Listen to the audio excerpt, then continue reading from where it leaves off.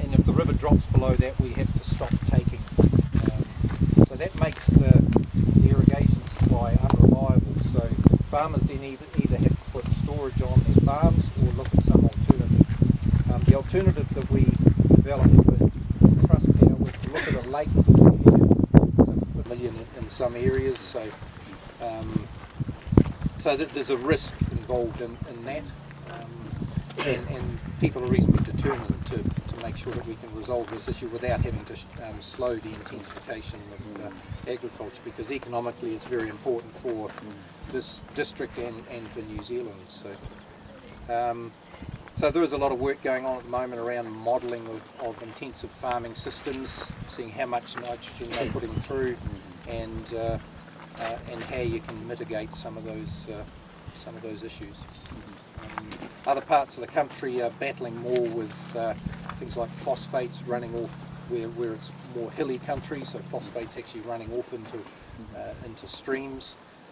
But for most of Canterbury, it's these porous soils where the nitrogen just flushes through into the groundwater. We were told last night that we're only using 1% of the available water. So, there's plenty of water, isn't there? Oh, there is plenty of water. I'm not sure of the numbers, but it's even the stuff we're taking, we're only irrigating probably a lot of our irrigators in this scheme probably 100 days in the year. So, most of that water is generally going out to the sea.